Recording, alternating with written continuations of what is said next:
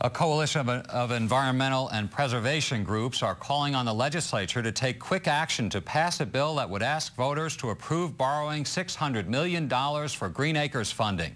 But as environment correspondent Ed Rogers reports, the bill's fate is unclear.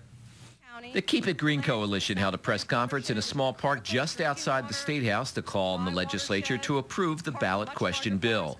The coalition of more than 115 groups says more than 250,000 acres of environmentally important land would be preserved with the $600 million that would be borrowed.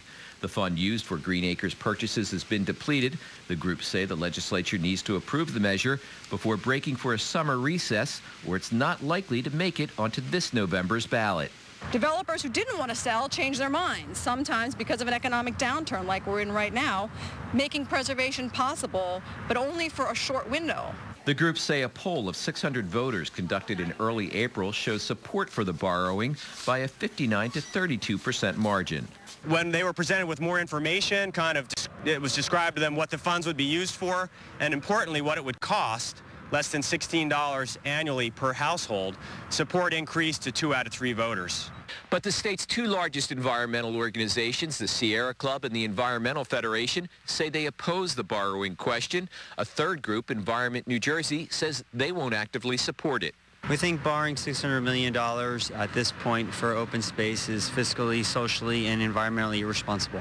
There are concerns the current DEP budget would be tapped to help pay off the bonds.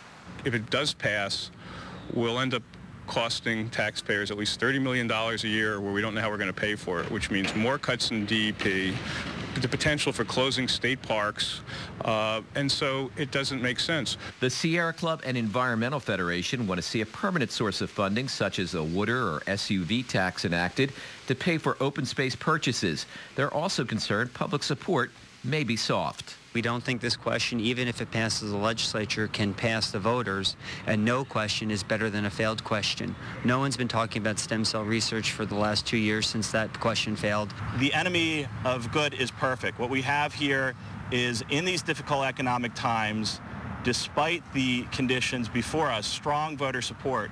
One of the sponsors of the bill expects the Senate Appropriations Committee to consider it next week. Ed Rogers, NJN News, Trenton.